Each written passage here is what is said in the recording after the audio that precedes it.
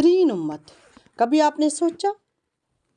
نے سوچا کہ ہمیں بہترین امت کا ٹائٹل کیوں دیا گیا؟ ہم بہترین امت کیسے بن گئے؟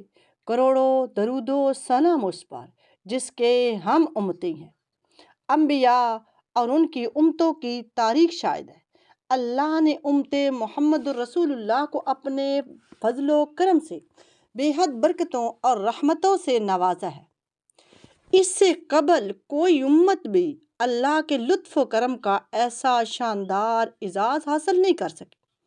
آپ قرآن کھولیے اور دیکھیے، بنی اسرائیل کی تاریخ دیکھ لیجئے۔ اللہ نے بنی اسرائیل پر کرم فرمایا، لیکن وہ تو ایک محدود مدت کے لیے تھا۔ اللہ رب العالمین نے رحمت دو عالم صلی اللہ علیہ وسلم کی امت کو پھر ایک ٹائٹل بھی دیا، اور قرآن مجید میں اس کا تذکرہ کنتم خیر امت ان کے نام سے ہے، یعنی بہترین امت کا لقب عطا فرمایا۔ یہ کیوں ملا؟ کیونکہ جو کام پہلے انبیاء کرتے چلے آ رہے تھے وہ کیا تھے؟ یعنی لوگوں کو نیکیوں کا حکم دینا اور برے کاموں سے منع کرنا، امر بالمعروف اور نہی عن المنکر۔ اور وہ جماعت، وہ کام آپ صلی اللہ علیہ وسلم کی امت کو سونپا گیا۔ پھر آپ سابقہ انبیاء کی تاریخ دیکھیے۔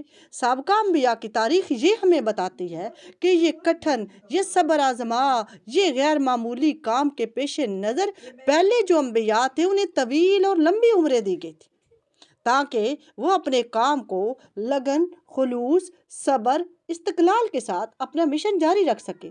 اب چاہیے کیا تھا؟ چاہیے تو یہ تھا کہ میرے پیغمبر صلی اللہ علیہ وسلم کی امت کو بھی پہلے انبیاء والی عمریں دی جاتی، لیکن نہیں، ان کے مقابلے میں ہمیں عمریں کم دی گئی۔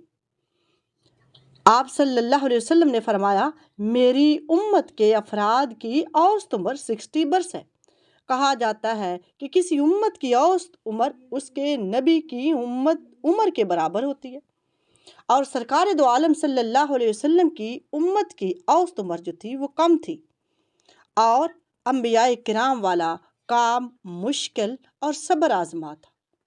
اس لیے خالق کائنات نے اس کمی کی تلافی کے لیے امت محمد رسول اللہ صلی اللہ علیہ وسلم کے عمل کو، جو عمل ہے، جو ان کا کام ہے، اس کے ثواب کو زیادہ کر دیا، اور ان کے کام میں اس طرح برکت ڈال دی کہ وہ اپنی عمروں کے کم ہونے کے باوجود نبیوں کے مقدس اور مبارک مشن کو جاری رکھ کر زیادہ سے زیادہ اجر و ثواب کما سکتے۔ اب امت نے کیا کرنا تھا؟ امت نے جسے کنتم خیر امت ان کے لقب دیا گیا تھا، اسے چاہیے تو یہ تھا کہ وہ میرے محمد رسول اللہ پر نازل ہونے والی کتاب کو پڑھتے، اس کو سمجھتے، اس میں تدبر کرتے، اور پھر جب تدبر کر لیتے، اسے سمجھ آ جاتی، تو پھر وہ آگے اس کام کو دوسروں تک پہنچاتے، اس کلام کو دوسروں تک پہنچاتے، آپ کی سنت کو دوسروں تک پہنچاتے۔ لیکن امت جو ہے وہ آج غافل ہو چکی ہے۔